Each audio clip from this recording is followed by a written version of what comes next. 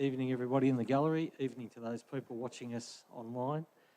Welcome to the February Council meeting of Wodonga City.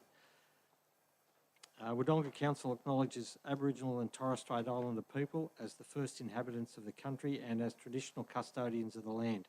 We respect their ancestors, elders and young people and recognise their continuous connections to lands, waters and communities across the country. Can I have any apologies? Councillor. Mr Mayor, I'll move a leave of absence for Councillor Simpendorfer, please, and hopefully have a seconder. Thank you. Seconded, Councillor Lowe. Straight to the vote. All those in favour? Carried unanimously. Thank you. Any other? Nobody else is absent, so just Councillor Simpendorfer, thank you. Any declarations of conflict of interest, please? Libby? Oh, sorry.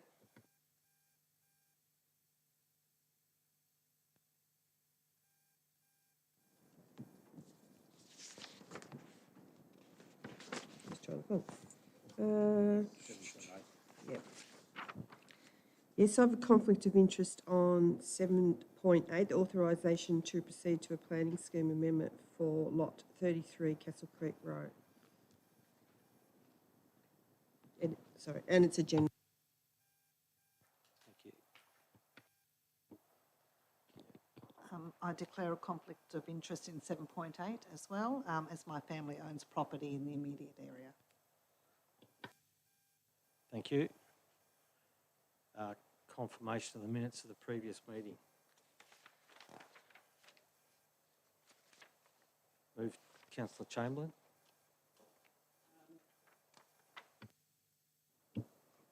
Thank you, Mr Mayor.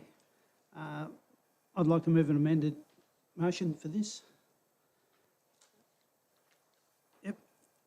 That the minutes for the ordinary council meeting held on December the 19th, 2022, as attached and amended below, that page 1 of the minutes be amended so that the notation after the names of Councillor Mildren and Councillor Hall be bracketed to make it clear that they were present for the entire meeting and took on the role of Mayor and Deputy Mayor at items 7.1 and 7.2 respectively be confirmed.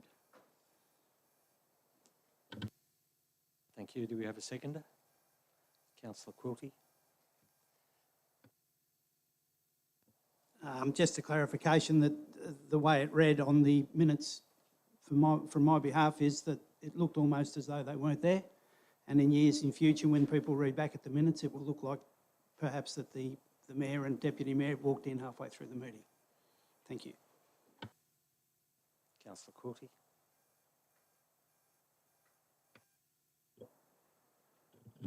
Thank you, Mr. Mayor. I don't have much to add except for that if years later people are rereading the minutes of that meeting, it will be for a good reason, not for a bad one. Thank you.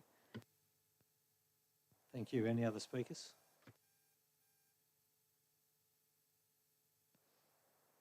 Put the motion. So move the motion. Thank you. All those in favour? Carried unanimously.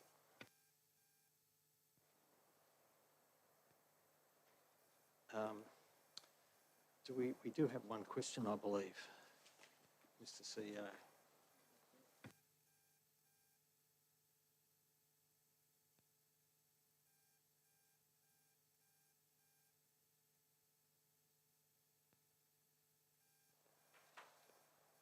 The question comes, I would like to propose a set of lights for the safe crossing of Lawrence Street between Mayfair Drive and Dundee Street.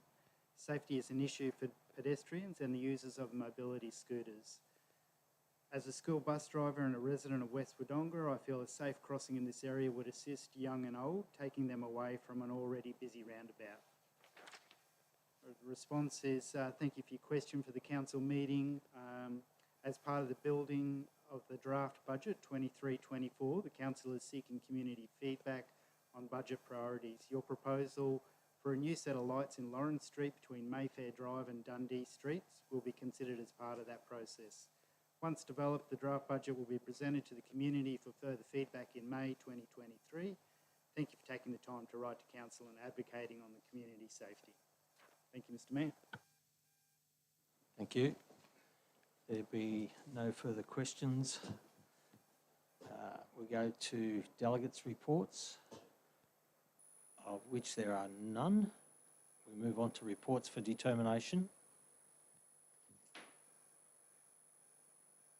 The first of which is in respect to the purpose-built greenfield hospital site advocacy. Councillor Poulton. Thank you, Mr Mayor. I'm prepared to move a motion just with a slight adjustment to it as to what was published in the report for public consumption. Essentially, the motion remains exactly the same as the 5 points outlined. Did you want me to go through them from top to bottom? Or? Yeah. So point 1 was continue to advocate for a single campus hospital on a greenfield site. Point 2, request a meeting on the with the Victorian Minister for Health to seek clarification on key outstanding issues as outlined in the report. Point 3, call on the Victorian Government to consider this significant investment being redirected to a greenfield site. Point 4, call on the Victorian Government to demonstrate transparency and reassure the community that any plans to upgrade the health service will not adversely affect the health and wellbeing of the community. Point 5, the Council further advocates the Australian Government to leverage the opportunity of this funding commitment from the states that's been announced to provide a full health precinct that best services the growing Albury-Wodonga region and its specialist industries, and hoping to test the floor with the additional point 6, call on Albury City Council to advocate for a single site campus hospital on a greenfield site and to lobby the New South Wales Government and Australian governments for more adequate funding, is the point 6 that I've added there. For more adequate funding being, I think, the key words on the end. I'm hoping I'll have a seconder. Thank you. Do we have a seconder? Councillor Chamberlain. Councillor Poulton, would you like to speak to the motion? Love to, Mr Mayor. I think I've got 5 minutes. I'll try to condense the views of the importance of this on behalf of not just the Wodonga community, but absolutely everybody within surrounding communities. I guess I'll start with a little bit of a history. It took 2 councils well before 2 cities, 1 community was an agreement between 2 councils, well before that was ever a thought bubble, to work with the surrounding regional shires. I think from memory there was probably 7, no more than 9 of them that worked together to take themselves to both the Victorian and also the New South Wales Health Minister at the point in time and get them to agree to consolidating our health service on the border. Now that I'd like to think of as a child. Now you might give birth to a child, but if you just leave it to raise itself, there's a good chance you won't be satisfied with what comes out at the other end. However, if you nurture the idea and if you nurture the concept and what best represents our community, there is a very good chance that it will work. Unfortunately though, as time has shown us, over time this concept of it being better for our community has actually been lost. And the reason that I've hopefully tested the floor tonight with calling on Albury Council to join really what we've been lobbying for some time now is to ensure that we aren't stooged, to be honest. We aren't stooged as not just one city or the other, but we aren't stooged as an entire and also surrounding community with the health service we've provided. It's become very evident to me in the recent months since the announcement from our 2 premiers of the states and their health ministers in tow. It's become more and more evident to me that the community are sick of the madness in terms of where things that are better for the entire community as a decision seem to fall to politics, but they're feeling melancholy. I think melancholy is the best way to describe the feeling that they're left with time and time again when, as a significant population, because of state divides, we aren't actually given the due respect and the consideration. So whilst Wodonga Council, and I commend my colleagues over recent months in being unanimous on the vision, I think there's some adjustment there for us to achieve. We really need more than a 2 cities, 1 community approach. We need an entire regional approach to getting the best possible outcome for our health. Now, I'm hoping for me that's some time away before I need a decent health service. But what I don't want to be able to do as a councillor is in 20 or 30 years from now walk past something that was clearly not the best we could do and hence why I remain passionate to the point that hopefully this evening councils will support this idea of continuing the good advocacy, hopefully leading conversations and bringing lots of different parties together, but more importantly state the importance of Albury as a city joining in line with us and the stance that we take on this. I don't think that's going to be easy. I understand why that's not easy for some to consider, but what I would urge anybody in a leadership position to really consider is the change that happens over years that isn't felt upon until later, and I could pluck out problems with freeways, I could pluck out problems with regional deals and all different things that the community have been promised in the past that have been delivered to some degree, but never to the full deserving potential of our entire population. I'd encourage that if you're struggling to have the vision to see this will be a problem, what has been announced, that we may as well all just give in. We may as well all resign and leave some tough decisions to some people that are more perhaps competent, more in tune, and probably more visionary and respectful to what's actually required for the entire community. Thank you, Mr. Mayor. Thank you, councillor Chamberlain. Thank you, Mr. Mayor. I'd like to reiterate some of the points Councillor Poulton has said. I think we deserve better. I'd like to state that it appeared to me that the announcement that was made had more to do with upcoming elections than it did with the best interests of the people of Albury, Wodonga and surrounding areas. We need to advocate for the people of Wodonga specifically, but this, as Councillor Poulton has stated, is absolutely critical for the entire region, that we get decent health services, and I think our advocacy is absolutely critical to that end. Thank you. Thank you, councillor Chamberlain. Anybody else wish to speak? Councillor Hall. I support the motion put forward on behalf of our council letter and statement that has been noted in the report. And I hope all our community members, both in Albury and Wodonga, read the report and the council letter and statement, because we need everyone to get on board. As a community member who has been negatively affected by our shortcomings from our health system, and have heard many other people that have had similar horrific circumstances that have happened to them, I find that it's a very sobering situation that our region finds itself in. Information provided from Albury Wodonga Health on the infograph in the report says at a glance that they had 5 similar regional councils noted in the document. Albury Wodonga Health have the highest, compared with Bendigo Health, which was the next highest. We have 63,115 presentations, ED presentations, back in the 2020-2021 year. And so, as we know, Bendigo is a huge regional area, and we had more than them. Our births were second highest, being only 76 behind the highest, which was Bendigo Health. The total number of beds in Albury Wodonga at the Albury Wodonga Health had the lowest number available of all 5 regions, which is something that really stood out to me. An example of the significant capital investment compared to these other councils was really unbelievable and unacceptable. 33 million, this was a combined amount, 36 million.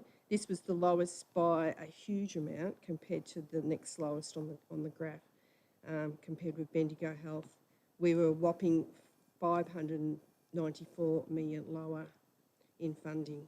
As a community, we all need to get on board with advocating for a better deal and outcome for our region. What has been promised, in my view, is underwhelming and not good enough. It doesn't provide anywhere near the adequacy needed in our health system and, in our healthcare or for our region's future growth. So I do hope that all the community will get on board with this. Thank you. Thank you, councillor Hall. Councillor Quilty. Thank you, Mr. Mayor. I would like to start by thanking our community who have showed a great deal of activism in this issue and rallied on a number of times and had numerous meetings and showed extreme passion and interest and commitment to this cause. I once again have seen the example of how our community is our strength. I'm very happy to support this amended motion in front of us. And I like the fact that it appeals to all levels of government, Victorian state government, federal government to leverage on the fundings that we've had announced from the states, and to our colleagues across the river in Albury Council. As has already been mentioned, I would also like to respectfully call on Albury councillors to join in our advocacy for a greenfield site. It has been said in this room as well that this decision might have been political. I'm not going to dwell on that, but if it was, it would have been a difficult one. Of course, if we imagine that the brownfield was on our side of the river and the greenfield on the other, we would have been in a difficult situation. But I'm sure we would have taken the decision which our Albury colleagues would take too. We want the site that is superior, has superior qualities regardless of which side of the river it is on, north or south. And we also need to think not about just what we need as a community, but also of the numerous opportunities a greenfield site presents us, not just health services, but also research, training opportunities, and possibilities of having combined private and public services, to name but a few. I believe that a joint advocacy for a single campus greenfield site hospital will provide great results for our combined Albury-Wodonga communities, will be the jewel and pride of the regional Victoria, and will be a great legacy. Thank you. Thank you, Councillor Coulty. Councillor Hyde. I'm going to echo the words of all my fellow councillors, and that's this being in my second term, it's the one major issue I've seen where we've all been in cooperation and have the same vision, that second best isn't good enough for our community. It doesn't matter what part of our community each and every one of us are talking to, and that's both sides of the border. They're all saying that a substandard health system is not what we're after. We know economics of scale will bring a far better outcome on a greenfield site, and we're really asking for our Albury partners here to really get in behind us and help us advocate for the one community that we are. Yes, we live on two different sides of the border. Yes, we have different political systems and alignments and barriers that are in place, but we need to leapfrog over them. We need to jump over them and all combine and all get in behind and have one voice. We've had Border Health doing this on our behalf, but we need to step up and take leadership ourselves for this one. This is probably the most critical item I've seen presented to our community since the NDIS rollout. This one has major impact to not only our health on our community, but also our staff that are working inside these hospitals. I'm not sure if any of you have had time enough to spend time talking to them, but they do an amazing job for little resources that they have. To pick up on Councillor Hall's commentary around our ED presentations, that's just our ED presentations that are sitting in front of all other regional hospitals that have twice as many beds. To pick up on a point about, I think it was 36 million that Albury Wodonga Health had funded to them last year, and Bendigo had 630 million. That's more than the actual hospital allocation itself. It's not only the cost of a new build, but also we need to staff, whether it's a brownfield site development or a greenfield site development, we need staff, we need training. If we do this on a greenfield site, we have the opportunity to not only have the state-of-the-art facility that is future-proofed, that we can build on and extend when needed, but we can also have partnerships with our local universities and nursing colleges and create a training centre that can be used as a public-private funding models with not only them but also the Army. We've got an opportunity to invite Army in to use it as a training facility for them and cooperation with them as well. So I really am in support of this advocacy document, if you haven't told by now, and really would implore Albury Council to get behind us and with us on this one. Thank you. Thank you, Councillor Lowe. There's a couple of points that I'd like to add to the conversation. This is an indication of things that happen not just in health, but health is where it really stands out.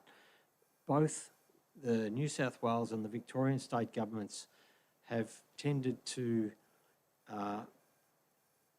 not service the Albury Wodonga area in the same way that they might approach other places in their respective states. It seems not to be a political issue, it seems to be a tyranny of distance issue. We find ourselves getting lesser amounts of money for the same sorts of things. We find ourselves having lower services as a direct consequence of being far away from the focus of government. What we have with this situation is a band-aid that's been put across something that has been building and building for many, many years. We currently have an inadequate health service. We have absolutely wonderful staff in our health service. We have some terrific expertise in the area, but we are failing them by not having adequate infrastructure and facilities in the hospital itself to actually service the needs of all those professionals. The bed capacity we have already is fundamentally under capacity. We already have situations where our ambulances aren't being able to get people into the hospital in reasonable times. We've got them sitting outside the hospital. I understand that's happening in other places across Victoria as well. But these sort of things are not things that should be happening at a regional facility like this, when in often cases it can take some time to get to the hospital in the first place. There's just so many other things of this nature that make this a very, very critical issue for our community. And I support the call for Albury City to come on board and reinforce our position of this resolution tonight. Thank you. Councillor Poulton to close.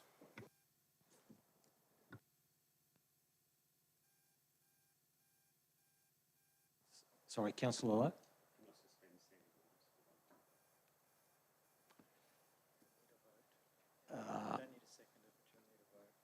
Okay, I'll put the motion to suspend standing orders. All those in favour? Against? That's carried. Councillor Hall voting against. Councillor Lowe. Sorry, I didn't know the right opportunity may or may not come along to actually announce this, that Albury Wodonga Health are having a meeting on February the 28th. And I'm asking our community to go to that meeting and voice your opinion and support the greenfield site. Numbers is what's going to make it count. Numbers is what's going to make it talk. And governments will only listen if our community is loud enough. So I'm asking our community to head to the Albury-Wodonga Health General Meeting on February the 28th. Thank you. Anybody else wish to speak while we're suspended? Moved. Okay, I'll put the motion, resume standing orders. Carried unanimously. Thank you. Councillor Poulton to close. Thank you, Mr Mayor. I'm hearing some positive reinforcements. I'm hoping this particular motion gets up this evening. I've said it once before, I can't remember what matter it was on at the time, but the old united we stand, divided we fall. The unfortunate thing that I've witnessed, and I know many people in our entire surrounding community have witnessed over the last 3 months, let's say, since this announcement, is the potential for us to be divided and for us not to get the best result. So thank you to my colleagues for the way they've spoken this evening in support of the motion by the sounds of things. And Mr Mayor, you will have some daily work to do to pursue this over the coming weeks and months. And I'm sure that if Albury Council know what's good for them, they'll come kicking and screaming to that leadership. But we'll get hopefully a good outcome as a cohesive community rather than being divided or politicised in everything that we do. Thank you, Mr Mayor. Thank you, Councillor Poulton. I'll put the motion. All those in favour? Carried unanimously.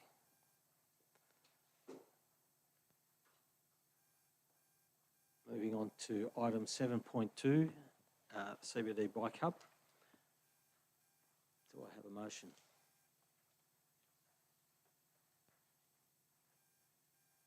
Councillor Chamberlain. Thank you. Do I have a seconder? Councillor Quilty. Councillor Chamberlain.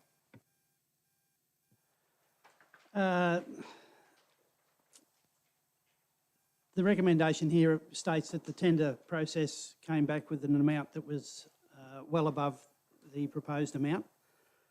To be honest, I was not involved in the original discussion on this. I don't believe and haven't believed, and a number of people have told me that this is the wrong place for this facility.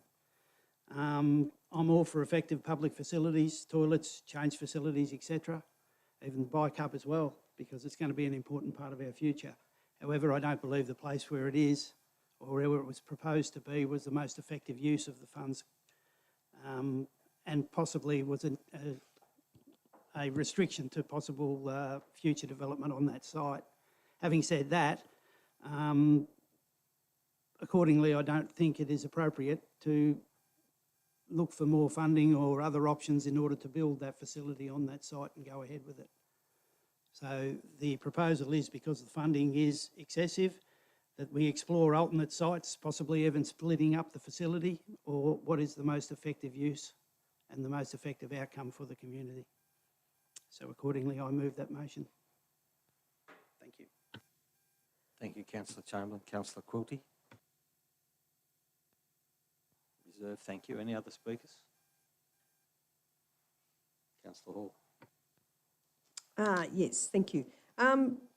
With the cost blowout on this project of a minimum of 72,000, and with the feedback I've had from many community members over the placement of this project, I believe the only way forward is to support the motion that's been put forward by Councillor Chamberlain and in the report, and look for a more affordable options or a compromise, whatever gets decided.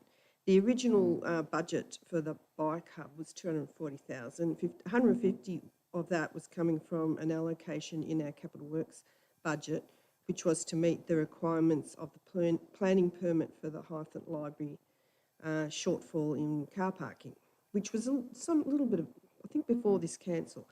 90,000 was to come from the Department of Transport Cycle Infrastructure Grant, and so that came to the 240. With this whole project, it stands to cost a minimum of 432,000, which I believe is a lot of money for what it provides.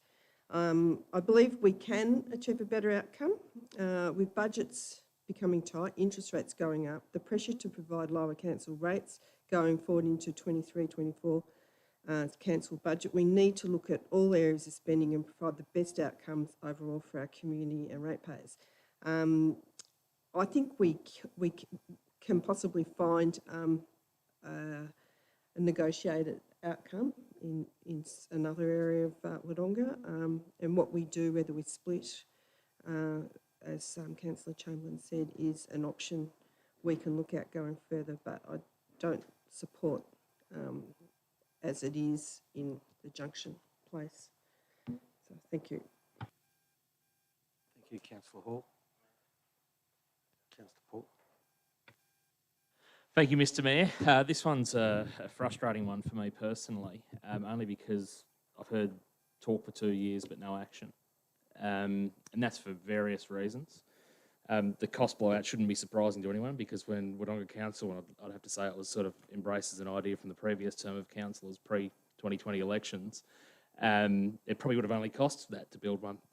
But a lot's changed in those 2 years, or 2.5 years, as we know. I think to not progress will actually be losing some of the vision, but I also sit on the fence with splinters in my backside around the sense that there's probably not perfection in where we sit at the moment. I'm torn as to whether I'll support the recommendation as it stands for multiple reasons, but I think this is just a good example of what happens when you call something a bike hub. People get a little bit confused around what that means or why and how, and perhaps they lose the vision that might have been there from more than a couple of years ago. But I'm not too sure how such a small spend and really a blip on the yearly budget of Wodonga Council has become such a large issue and a long-standing one. Thank you, Councillor Paul. Councillor Lowe.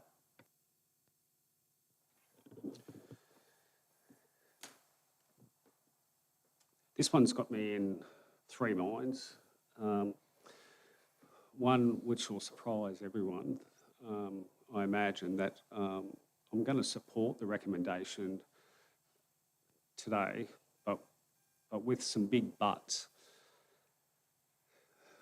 And one of those buts is great disappointment, because I've heard people talk about the importance of adult change tables, change rooms, etc. We've got change in places funding there. And as I've explained to my councillors, I've had personal experience where I've had to walk in a toilet and lay my little boy down on a tiled floor because he was too big to put on a changing table anymore. Unfortunately, I lost him, so as he got older and bigger, I was still able to cope myself personally, being 6'4" and a man. But I'd hate to fear what it was going to be like later in life when I actually had to try to physically lift a 16, 17-year-old, 18, and then growing into a man and helping get changed. So not only was it our dignity that took a hit, but also every time that we wanted to go somewhere or do something, we were limited to the time that I had to change him, because it was easier to take him home to change him than it was to stay at whatever venue we have. We're all supportive of Junction Place and our way to attract people into our city, not only to Junction and to other central parts of it, but to be able to not provide a changing area or change tables for those that are needed for either the carers or adults or people that are incontinent or whatever the reason they need these specialist change rooms with a hoist, whether they be in a wheelchair or not. It really shits me, to be honest, that we then ask them to come into our central place, come and visit one of our venues, come and enjoy yourselves up until you need something. And then I acknowledge that our councillors have said we can put it down in Assumption Gardens, and I acknowledge Assumption Gardens needs one too. It should be in addition to, not instead of. If the recommendation, and I'm asking the people that are going to go around and look for alternative sites, that Junction Place not be excluded because it's excluded now for a cost. I'm voting in favour of this recommendation tonight, not because we're going to look for alternate sites, but because there's a cost blowout. You know, I expect that we need to reinvestigate how we build something, whether it be this building or another, or split it in two like others have mentioned. But we shouldn't be looking at, at the end of the day, it was a $70,000 cost blowout. We should look at ways that we can save that. So whether it be here or another area, and just a quick one on being a bike hub, the successful bike hubs, because I've had a little bit of experience there too, for start and end of journey bike hubs, is not about putting them on the trailhead, but about putting them into a central location to attract tourists, to attract bike riders, and the one they flourish, the businesses around a bike hub will flourish for one of them being there. I'm getting wound up, so I've got to finish up now. Thank you. Thank you, Councillor Hyde. No other speakers? Councillor Quilty. Thank you, councillors. Thank you, Councillor Lowe, for sharing your experiences on both levels for the All Abilities Change Room proposal and the bike hub proposal. And thank you, Mr. Mayor, for allowing Councillor Lowe to go over time, because I believe it is very good and beneficial for us all decision makers to hear from people who have first-hand experience in whatever project we're doing. I again thank the community for their inputs during the consultations that we have. I would like to take this opportunity to caution ourselves and anyone who is engaging community in the consultation to avoid any sort of unintentional lack of transparency when we talk about bike hub and put bike hub in the heading, but then end up with another very important level to it, because it might, we have a lot of consultations going on and it might create some confusion.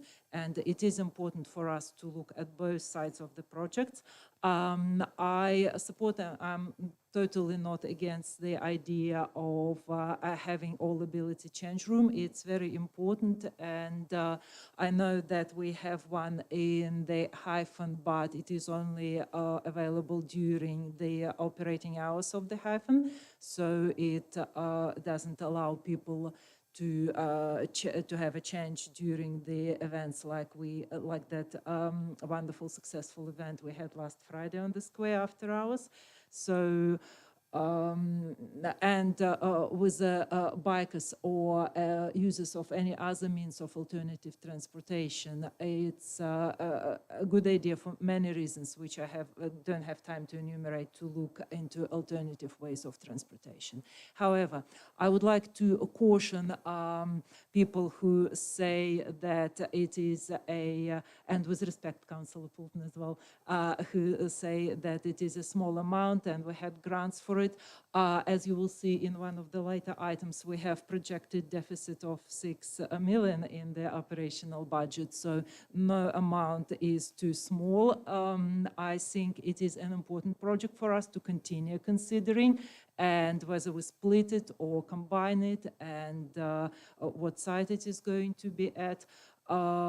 It reflects, having facilities like that reflects on us as a community and as a leadership group. However, I call on everybody to consider every facet of this project, the costs involved. As we know, not in this council, but in the world at large, things blow out of budget, and if they've already blown out of, the tender blown out of budget before going, it can get even worse.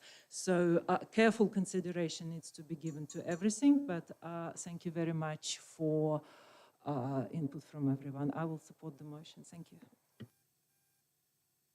Thank you. Councillor Chamberlain to close. Thank you. I just want to reiterate that the recommendation isn't just to cease the process on the bike hub change facility.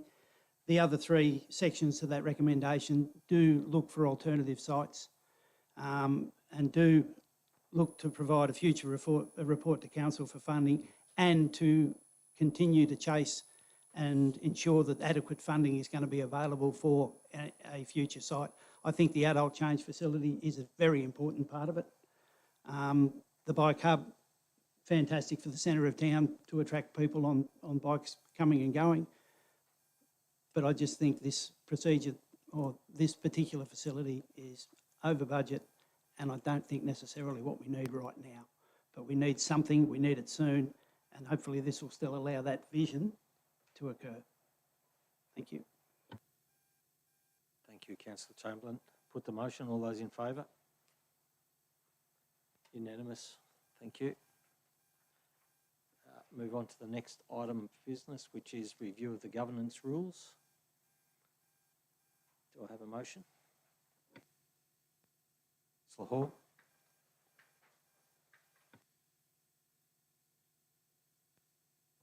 Okay. I propose to move a new motion, and that is that the review of the governance rules be subject to further discussion between councillors and executive, and 2, a report of the review be submitted to a future council meeting. Thank you, councillor Hall. Do we have a seconder? Councillor Quilty. Councillor Hall.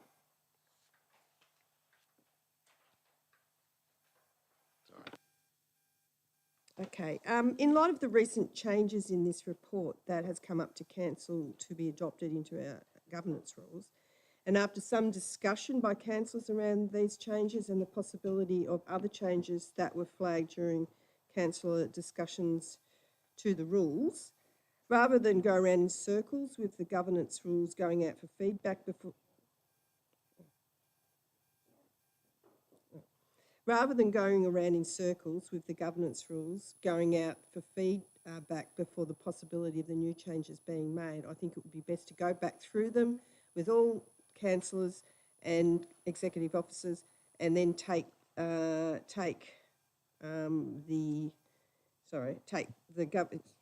possibility, and then take that on board, whatever happens from those discussions, bring up a new report, and then let that go out for feedback. This will eliminate it being done twice. Makes more sense in my opinion. And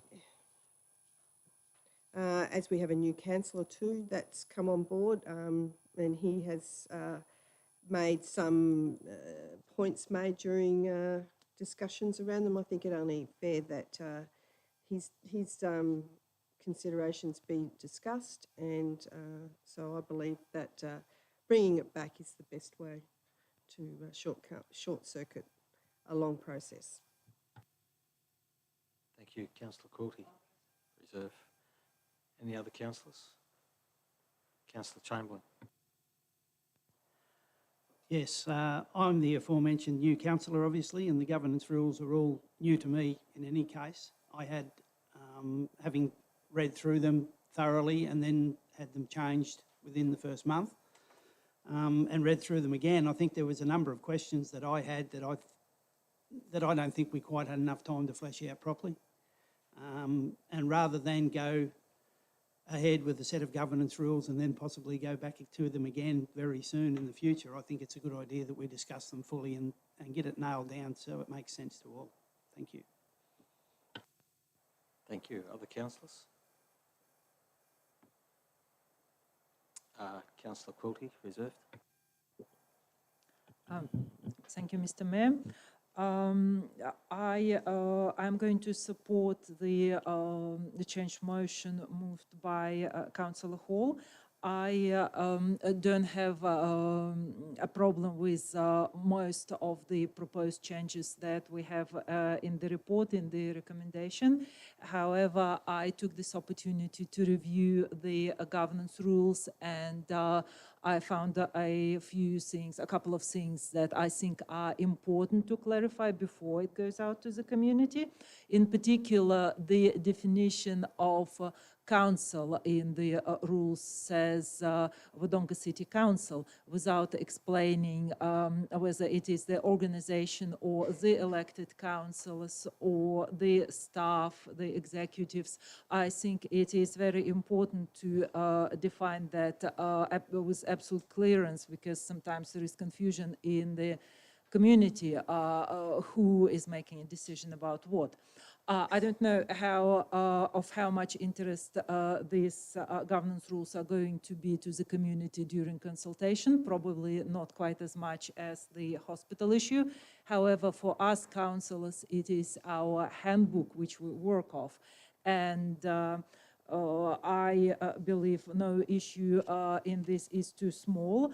And I would like to see it thoroughly reviewed again, corrected where needed before it goes out for community consultation.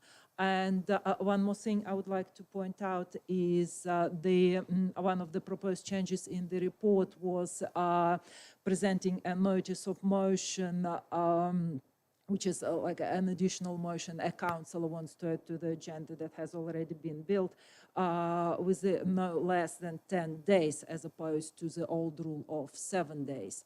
There are pluses and minuses to that, but in my opinion, 7 days as a minimum is a good enough amount. I think we are a bit restrictive and protective of the concept of introducing motions. I think we should be able to, I think we should warm up to the concept a bit more and do a bit more of that. Other councils may not think that, but I think further discussions and deliberations between us are in order. Thank you. Thank you, Councillor Quilty. Councillor Hall to close. I don't have much more to add other than that the main reason why this came back up to council was around the election of the mayor. There were the governance rules we had didn't align with the Local Government Act, and this had to come back up so we could change or amend the rules to fit that. But also it gave an opportunity to look at a few other things that have been noted on the new rules. But I think going back to council, having a more comprehensive conversation and discussion around where we sit with it is the way to go before it goes back out to the public. So I put my motion forward. Thank you, Councillor Hall. Put the motion. All those in favour? Carried unanimously. Thank you. The next item of business is the draft community engagement policy 2023 update. Do I have a mover? Councillor Quilty.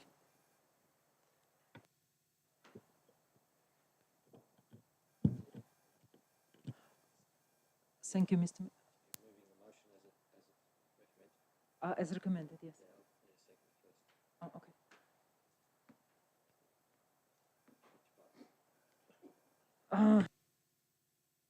Thank you. Do I have a seconder? Councillor Lowe.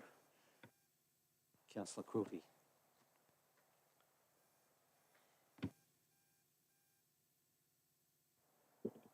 Okay. Thank you, Mr. Mayor. I'm actually not going to speak at length because we have already spoken at length with the community. I would like to, probably for the third time, or I don't know, but never enough, to thank the community representatives who have given their time to participate in the focus group. I would like to thank the staff who organized the external facilitation of the focus group. I think it was much needed and I think it yielded very good results. And thank you to everyone who provided their feedback in other means other than participating in the focus group. We have had a lot of feedback from the community. I believe it has been sufficiently taken on board. If anybody is not of the same opinion, I encourage them to get back to us councillors or council staff, and otherwise I don't have any propositions apart from the report and the recommendations as at the moment. Thank you. Thank you, Councillor Courty. Councillor Lowe. Personally, I make it a habit not to comment on policies until they come back to after the community engagement consultation period, when they're presented back to us after that period. But tonight I'll break with tradition a little bit and just echo Councillor Quilty's words. I'm thanking the community groups and those that have been involved so far.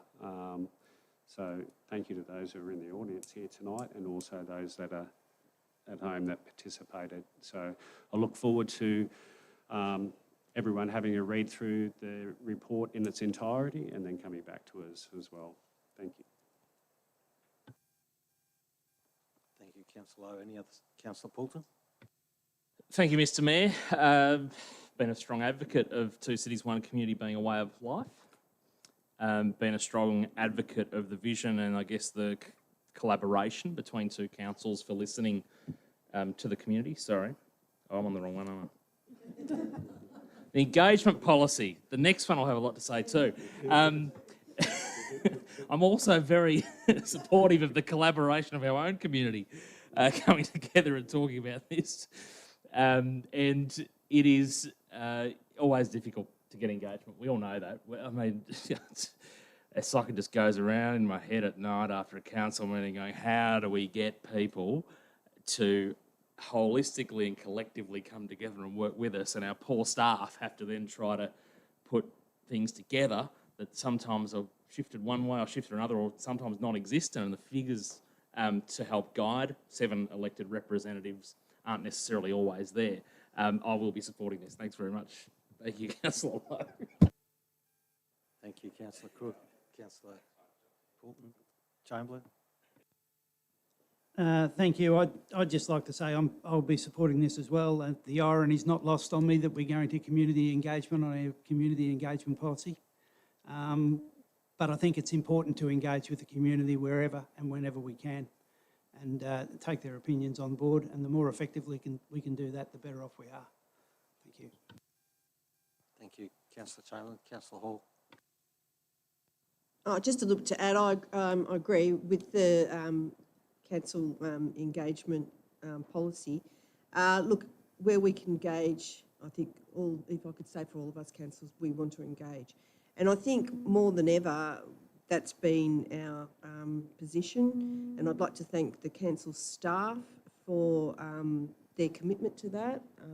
They've put in a lot of work to organise our engagement consultation processes, and we appreciate that. So thank you. Thank you. By way of some explanation, the process we've followed here, this has become an important part of the transparency and accountability and conduct of work with the community to understand what the community wants on a whole range of different things. So to put this policy together, we've actually had an engagement group, or a focus group, some people might call it, which we put together to consult, and we've had a number of different engagement processes within the community, and from that we've drawn a whole range of different opinions and different outcomes. And this policy that we've got before us tonight, that's going out for broader community consultation, has come about as an amalgam and consideration of all the issues that have been put to us and brought to us by those various methods. And again, I thank every member of the community and the focus groups who've participated, and we've endeavoured to bring everything that's been put before us into this document. in times like this, there are sometimes mutually exclusive comments that come in from different parts of the community, and we have to balance those out. I think this document that's put in front of us does a pretty fair job of doing that. And I also would like to say, if there are any community members who think we've completely missed something that we should have, please make a submission to this engagement exhibition. Thank you. Put to Councillor Quilty to close. Thank you. I put the motion. All those in favour?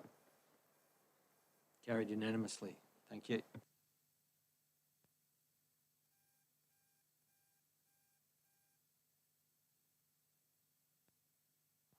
Draft 2C, 1C strategic plan. Do I have a mover?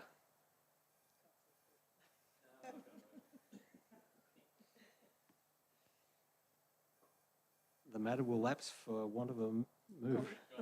Councillor Hall, you're moving as recommended. Yes.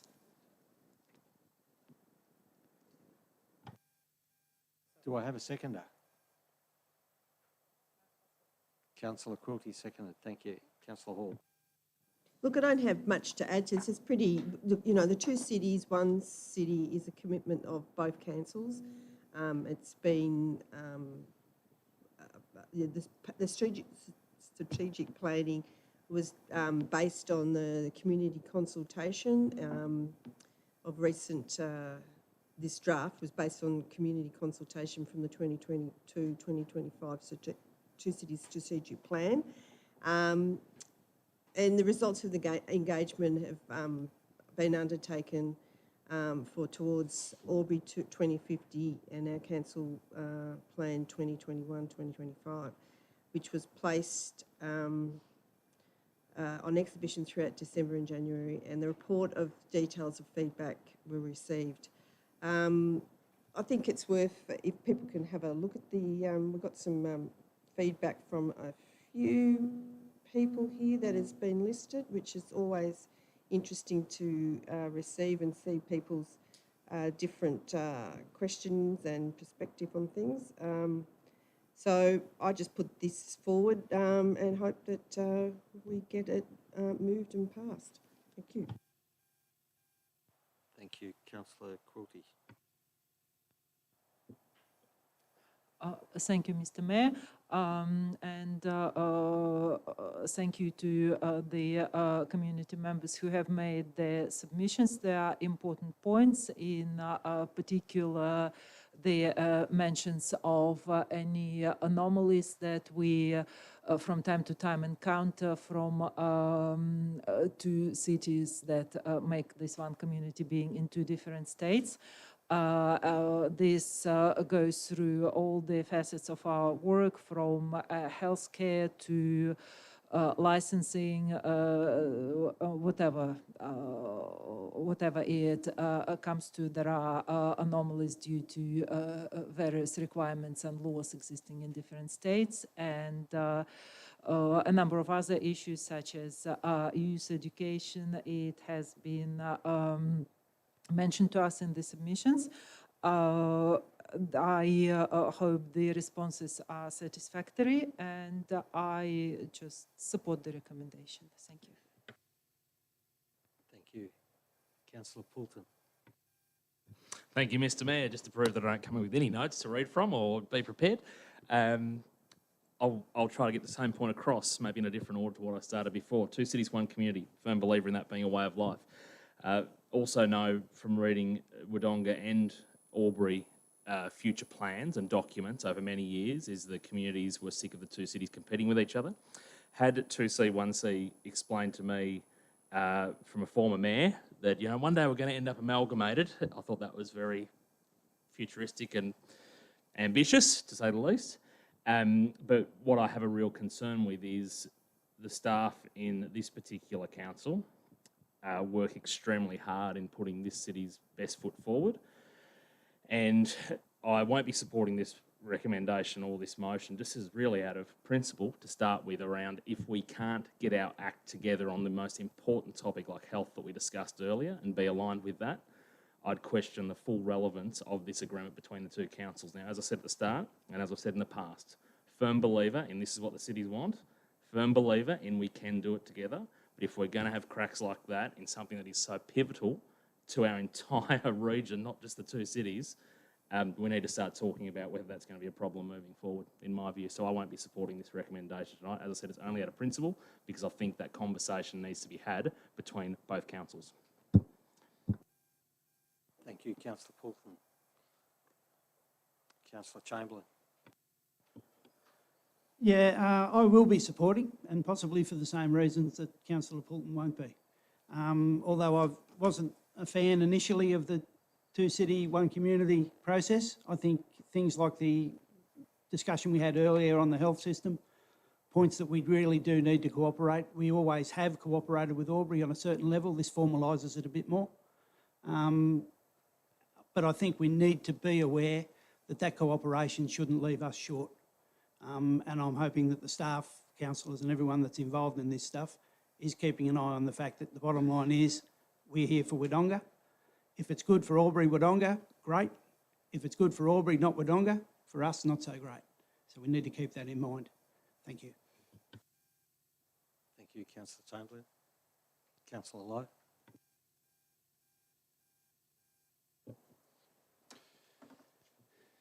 Yeah, I'll be voting in favour of this recommendation tonight because I'm a big believer in two cities, one community.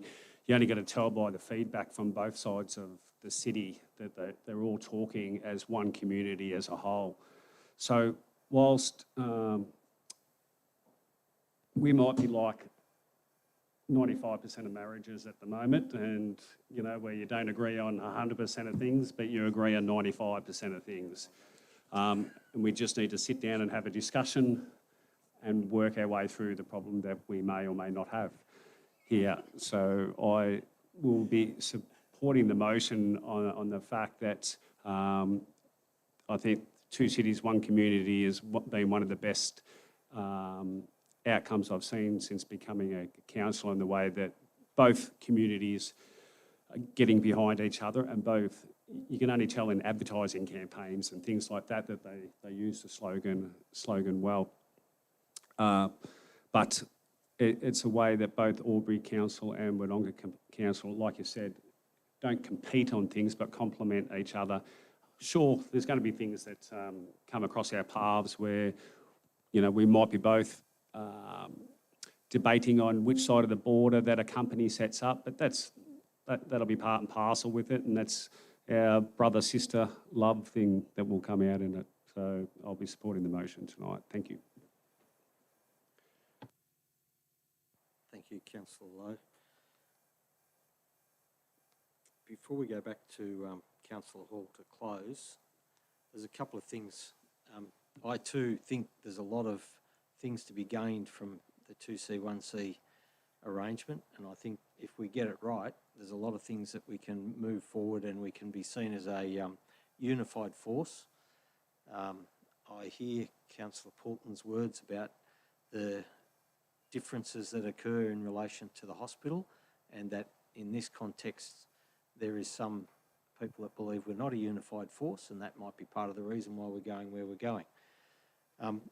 But more to the specific point about this strategic plan, I've made the statement in the past that I think this plan, or that I think the strategic plan for 2C, 1C needs to be at a very high strategic level and not getting down into the nuts and bolts of what councils do. That includes nuts and bolts of things that relate to Wodonga that the councillors might be responsible for, and nuts and bolts of things that get down into the operational matters of either of the councils. I think this plan's probably still a bit too deep, should be a bit higher level. However, I've heard the things that have been said to me by a number of people, and that vision or that view isn't actually shared by too many people, and I think there's more support in the community for the strategic plan than my concerns about it. So after having listened to the constituents, I'm going to support the strategic plan as well. So thank you. Back to Councillor Hall to close. Okay, the community strategic plan is a key document that guides the direction of our recently renewed Two City, One City partnership for council and for staff.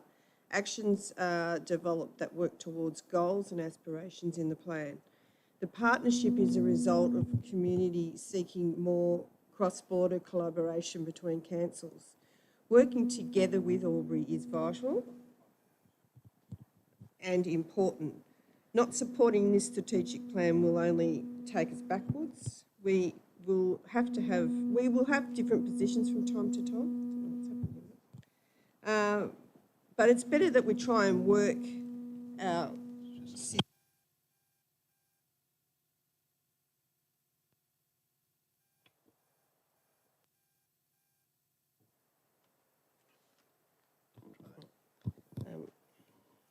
it's important that we work with our sister city than try and then throw the strategic plan out. And I think, as been discussed, we'll always have disagreements on some things.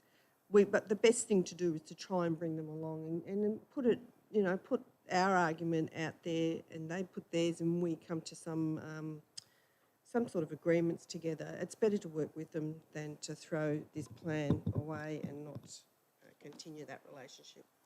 So I put that motion forward. Thank you, Councillor Hall. Put the motion. All those in favour? All those against? Councillor Poulton voted against. Thank you.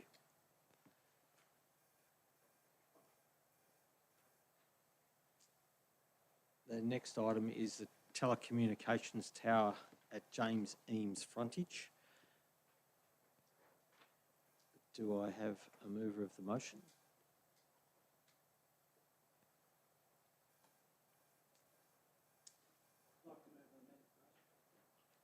A different motion. Councillor Chamberlain. Do I need to go through the entire recommendation? There is an additional point. Okay, so the entire recommendation would be that in accordance with Section 115 of the Local Government Act 2020, in brackets the Act, public notice be given of the intention to grant a lease to Amplitel Proprietary Limited for part of the land being reserved to PS 064130 contained in the Certificate of Title Volume 09943, Folio 605 on the following terms.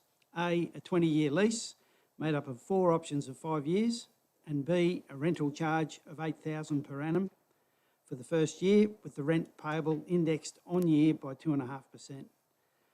2, the public notice shall stipulate the persons may make a submission on the proposed lease in accordance with Section 115 of the Act and Council's community engagement policy, and that all written submissions be received on a date that is at least 21 days after the publication of the notice.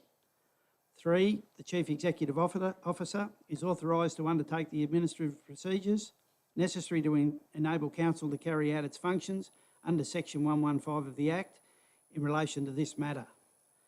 The new point 4, separate to the Section 115 process, the leasee must comply with all regulatory planning approvals applicable to the construction of a telecommunications facility on the land, and this Section 115 process in no way predetermines the outcome of a planning application. And 5, a report on the Section 115 process, including any submissions received, be provided to a future meeting of Council for determination on this matter. Thank you. Thank you, Councillor Chamberlain. Do I have a seconder? Councillor Hall, back Councillor Chamberlain. Yeah, this is relatively straightforward. These people wanted to put a telecommunications tower in the Martin Park area. This is directly adjacent to that, down along the creek. The Martin Park area is subject to a master plan review, and it was inappropriate, they felt, to put this in that area at this time. So this is basically next best. And I, as part of the community engagement policy, I really hope that people will, if they've got an issue, speak up and let us know what they think. Thank you. Thank you, councillor Chamberlain. Councillor Hall. All subject to the recommendations noted, I will put up by councillor Chamberlain. I'm with the view that the lease agreement is in this report does fall in line with similar leases we have for telecommunications towers, in this city. So it's something that's not that unusual to us, and it fits in with what we have out there already. Investment in telecommunications is welcomed because the coverage in our region is pretty poor, and we need improvements in this going forward. The placement of the towers can often create problems within the community, and I understand this, and there can be some good reasons as to why where they're placed does become an issue for our community. But in this case, I do think the placement of the towers, placement of the tower does, the company has taken this in, these sort of concerns in place and into consideration, and I think the placement of it is in a reasonable spot. So I'm hoping that, you know, with the public consultation around this, that they can see the benefit from having it in our city, because that's what we need to do. We need to improve our telecommunications coverage. Thank you. Any other speakers? There being no other speakers, go back to councillor Chamberlain to close. Yeah, just a small point. The main reason I understand for the tower in this position is to actually correct the number of black spots in that area, which I think is important. Thank you. Thank you. Put the motion. All those in favour? Unanimous.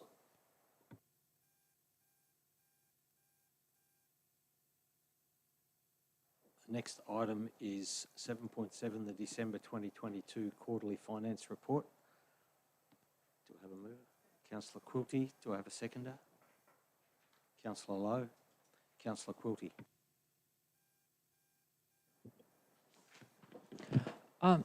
Thank you, Mr. Mayor. This is our quarterly finance report for the second quarter of the current financial year, which covers the 3 months ending on the 31st of December 2022. It also has some budget variation requested to be approved. Several highlights of this, and I would like to point out that we have moved from voting on the finance reports monthly to doing it quarterly. I was recently asked this question, and so this is what we're doing now. This is what we've been doing for a little while.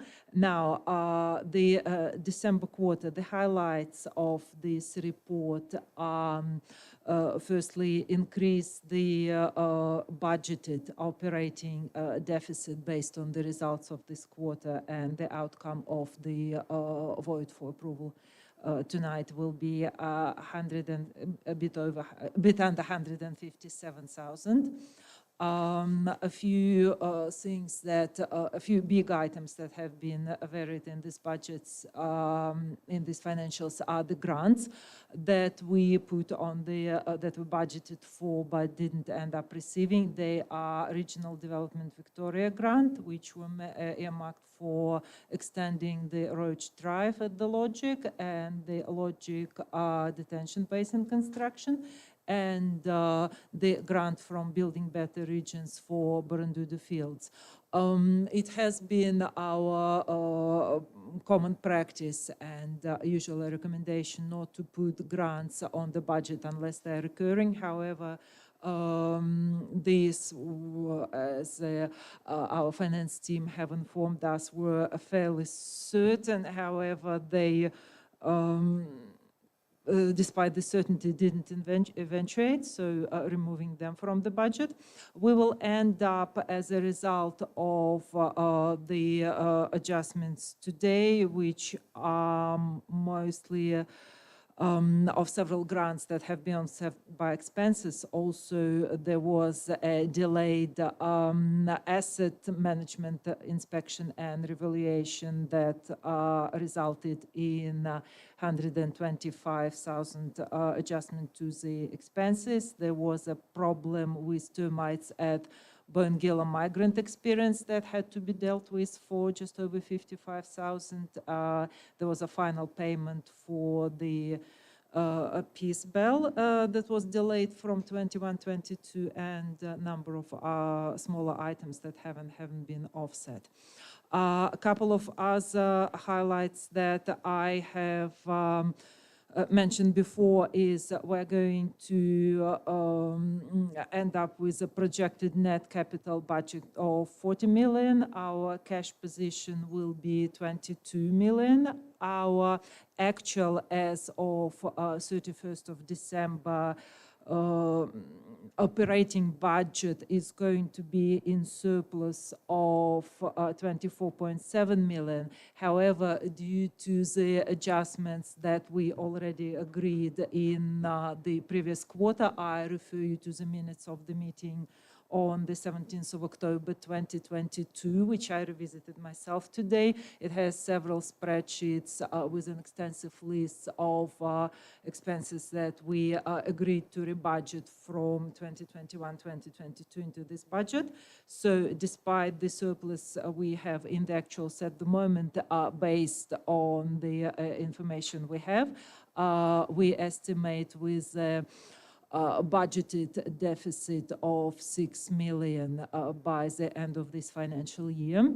It is not surprise because last quarter we ended up, due to the adjustments discussed, we ended up with 5.8 budgeted deficit. However, I'm about to finish, I would like to use this opportunity to remind my colleagues that we are nearly starting the budget process. We nearly finished the consultations. The rating reference group is working, and I call on everybody to bear in mind that we are budgeting for a deficit. We don't want to hurt, or I don't want to hurt our community with huge rate rises, so we have to be especially careful and vigilant with the budget cycle we're about to enter. Thank you. Thank you, Councillor Courty. Councillor Lowe. I'll echo Councillor Quilty's words. I don't think I can follow a summary like that. So probably a question without notice, and through you, Mr Mayor and the CEO, is just a quick question to the Director of Finance, just on that $6 million budget deficit that projected there. Could you just, I know Councillor Quilty went over it, but could you just recap that for me?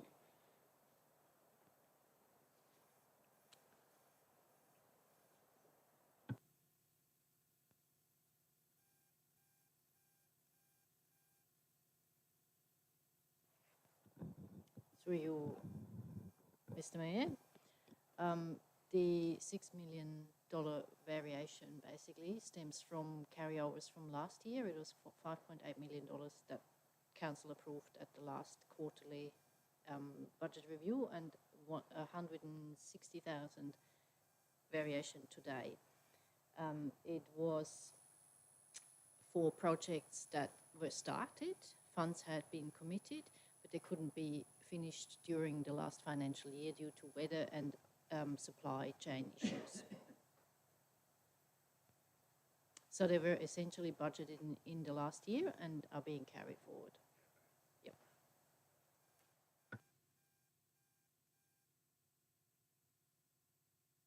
Thank you. Any other speakers? Councillor Chamberlain. Yeah, I just wanted to make a small point. Obviously, the grants that were noted, the two that we didn't receive and were hoping or expecting to receive, obviously in post-election situations, this sort of thing can happen. It's unfortunate and it creates a burden or an extra burden for our ratepayers, but we have to live with it and move on. Thank you. Thank you. Councillor Poulton. Not necessarily to the point of debate, Mr Mayor, but just wanted to thank our finance team, as I do try to regularly, because they have a tough job to try to meet the expectations of a community, and sometimes councillors saying they want zero rate rises and all the rest, but also facing the realistic point of things are costing more than they ever have. So just whenever they prepare a quarterly finance report or come back and brief us, it's always well appreciated because I think Councillor Lowe might have said once before he's not an accountant, and neither am I. And just again thank the councillors that are on the Audit and Risk Committee that go through all these processes. And I think the community is getting some great chances to input into the next budget. So just a little word of thanks and congratulations. Thank you. Thank you, Councillor Poulton. No other speakers? Go back to Councillor Quilty to close. Won't be speaking any longer. I just put the motion. Thank you. Thank you. Put the motion. All those in favour? Carried unanimously.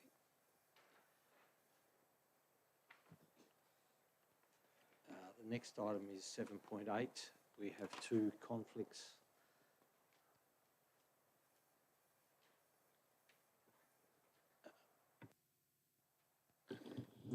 Through you, Mr Mayor, I declare a conflict on item 7.8, which is authorisation to proceed to a planning scheme amendment for lot 33 Castle Creek Road, Wodonga, because my family owns property in the immediate area. Thank you. Thank you. Councillor Hall. I have a general conflict of interest for the same item, and as I too have a family member who lives in the adjacent Wemby Grange estate, and therefore I believe I have a conflict. Thank you.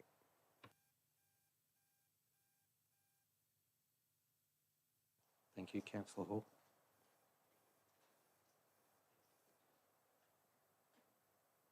Do I have a mover of a motion for this matter? Councillor Chamberlain, moving the recommendation. Do I have a seconder? Councillor Lowe, Councillor Chamberlain. This parcel of land, or parcels of land, up in the Castle Creek area had been highlighted by the Development Corporation many years ago as a future development area. I will be moving this. This is merely an authorisation, a request of authorisation for the Minister of Planning to review it. I don't think it's anything too controversial. They're looking to do larger lots here, but we haven't even got to that stage at this point. We just have to be aware that it does straddle Castle Creek, and therefore water runoff and issues like that are going to have to be very carefully managed. And there are adjacent and even enveloped other plots of land in there that are owned by other people that we need to be sensitive as to what their needs are going to be going forward. But at this point, I can't see any issue with trying to block this. Thank you. Thank you, Councillor Chamberlain. Councillor Lowe.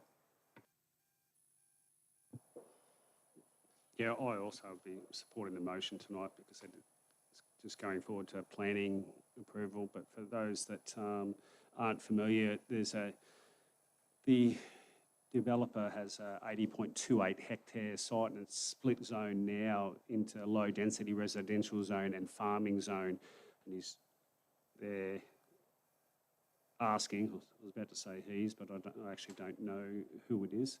The low density residential portion is on the western side, and they're just asking for approval for the other portion of their land to be changed from farming zone to low density residential as well. Thank you. Thank you, Councillor Lowe. Any other speakers? Councillor Chamberlain. Okay. I put the motion. All those in favour? Thank you. Carried unanimously.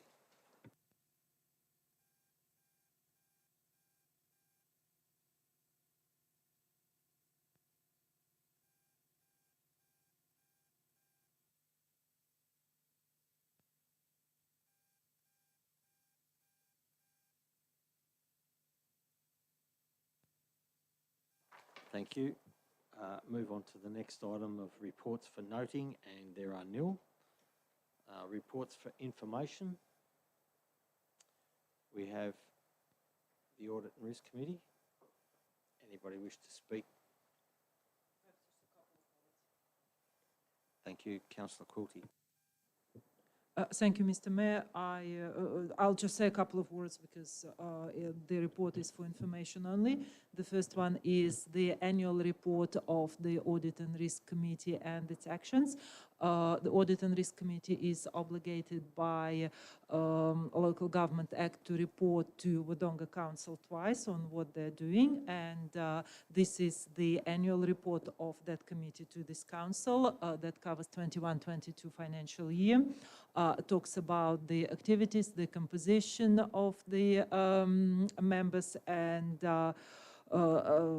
some internal audits that have been commissioned and run, such as there were a few interesting ones, like procurement process review, accuracy of information provided to council review, IT security review in light of what's happening in the world, especially important, our regulatory compliance review, developer contributions reviews, etc.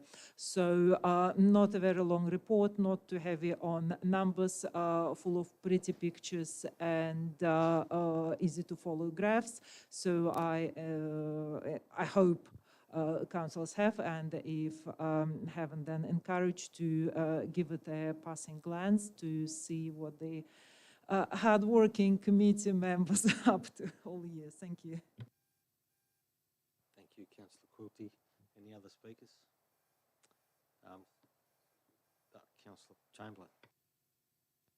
I thought I should say a couple of words to this simply because I am apparently the new committee member on the Audit and Risk Committee. So I will be having more than a passing glance at this, and I'm sure there'll be plenty of work involved in the next one.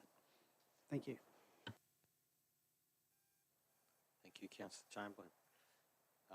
The next item was Audit and Risk again, but I think we've covered all that.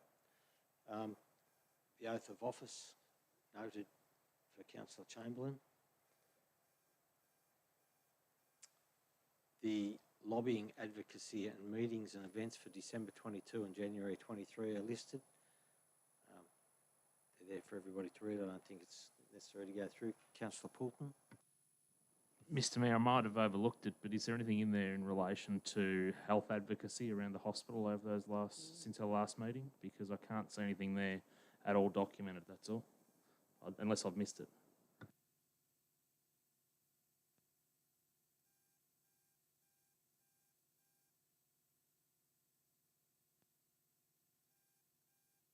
Councillor Poulton, there's been a request to the Minister in that time. There's been a bit of work undertaken by staff to try and generate meetings and responses from the various state government authorities associated with Wodonga Health. In essence, the duck has been paddling fiercely under the water, but not much in the public arena at this point. Until we get a response from the Minister, or alternatively a failure for a response from the Minister, we probably need to be circumspect. Thank you. Anything else, Councillor Poulton? Anybody else wish to speak?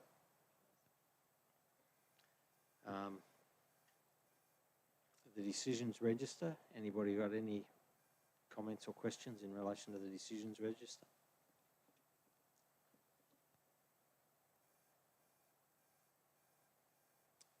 If there be no comments or questions, Councillor, record of meetings. No comments.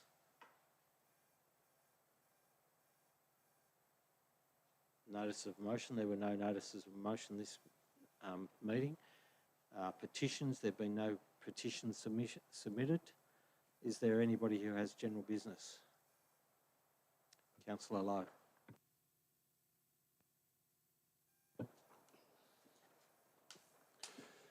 We've talked of two cities, one community. We've talked of health in our community, and I just want to talk to an event that was on yesterday as part of our community as a fundraiser for Albury Wodonga Health and our city to city, either run or fun walk or however you wanted to make your journey across the causeway there. And I got to participate in it yesterday, and I just want to thank the organisers and everyone that was involved in that. And it was just another example of how our community comes together for the benefit of others.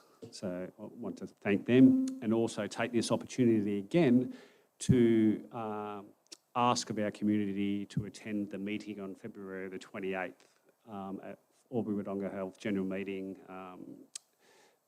in support of a greenfield site for a new hospital, to let them know. Thank you. Thank you, Councillor Lowe. Councillor Poulton. Thanks, Mr Mayor, and Councillor Lowe pretty much took my general business off me, but that's okay, he put his hand up first. But just sort of jogged my memory of a couple of things. One is a fundraiser that I used to be a part of years ago that raised $100,000 each year for the Children's Ward. And then I think of this one that does $100,000 each time that it's run. Doesn't it show that the community is that desperate for good health that they'll go to any length to support that fundraising, whichever form it comes about, whether it's Sunshine Walk for Cancer Centre Trust funds and things like that. So therefore, I'd hope if the entire community gets so well behind fundraising and trying to self-fund and do our own thing with health, they might be able to channel some of that energy into lobbying for the best possible outcome when it comes to a new hospital. Thank you. Councillor Chamberlain. Yeah, I just want to start by echoing the sentiments of my fellow councillors on the city to city and the health outcomes that it improves. I also want to bring attention to the fantastic event we had in Junction Square on Friday night. Wonderful to see a great crowd of people having a good time, and I think it went off very well, and it brought a number of people into the centre of town, and that's what it's all about. And just one final point, our consultation, community consultation things, we've had a few now on the budget process, etc. And there's another one on Saturday at the IGA out of Barranduda, which I will be attending. And I do also want to reiterate the whole 28th for that AGM at the about the hospital. We need to get that message across. We need to advocate, and we'd like the people to be there and push hard. Thank you. Thank you, Councillor Chamberlain. Okay. There's a couple of things that I'd like to throw in to the conversation there, following on from what's been said. The City to City event was just very, very well run, and it was such a great exercise to be part of. Not that I walked. I had civic duties. I wanted to make sure I was there on time, not lagging way behind. But there was a couple of comments made by the organisers that were things that I think I should make reference to. And the first thing was we had an incident with a gum tree toppling over right across a part of the path that was being used for the city to city. And it was at the 11th hour, so to speak, and things were looking pretty diabolical for continuing the event through that part of the course.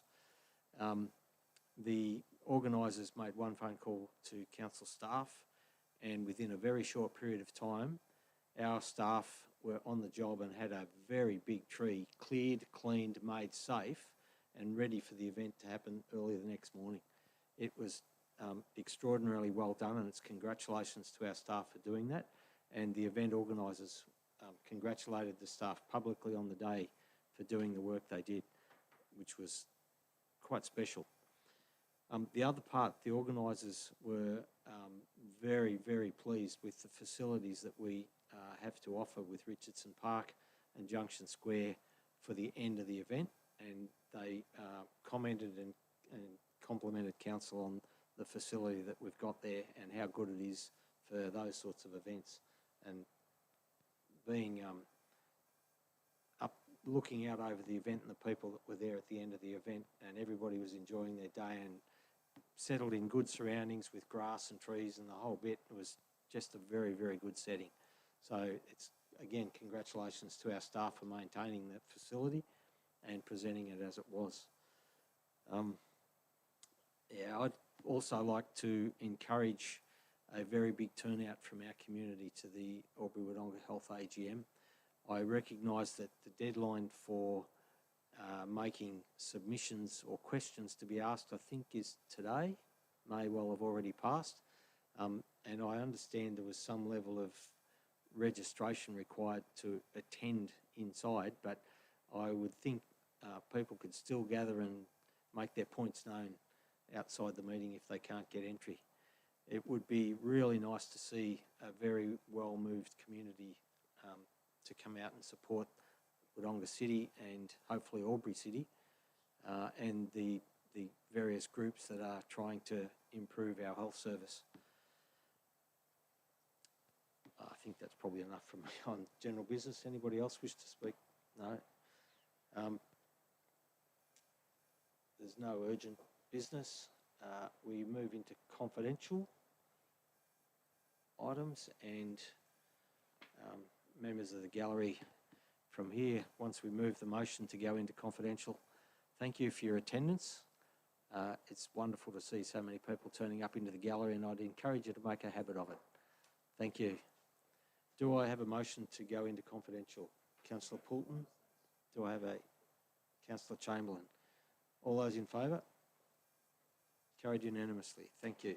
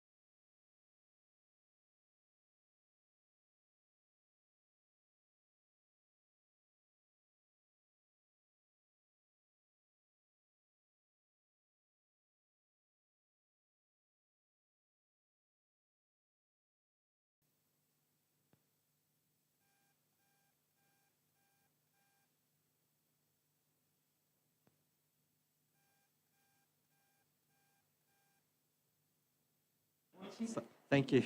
That's been the quickest, to repeat what I just said without the microphone, that's been the quickest confidential we've had for some time. Thank you. We need to...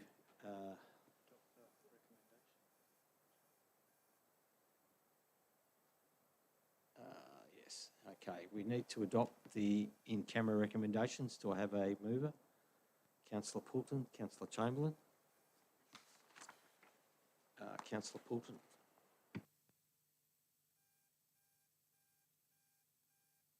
No, nothing to add. I put that motion. All those in favour? Carried unanimously. Thank you. Mr CEO, can you read the public component of the recommendation of the resolution that's just been passed by council? Sorry. Thank you, Mr Mayor. In relation to item 14.2, logic, project strategy and implementation, land sale and marketing options, and the implementation phase proposal, the public component of the recommendation is the council adopts the strategy set out in the Deloitte's project strategy and implementation report. The council appoints Deloitte to manage the process as opposed to the set out within the expressions of interest for the marketing and real estate agency services document. That the council notes and accepts the proposed future phases of the project as described within the implementation phase document. The council allocates a sum of $125,000 to the project so that it may commence with effect from March 2023, and the council update and progress report be presented to council within 6 months of this appointment being confirmed. Thank you, Mr Mayor. Thank you, Mr CEO. There being no more business, declare the meeting closed at 7:48. Thank you.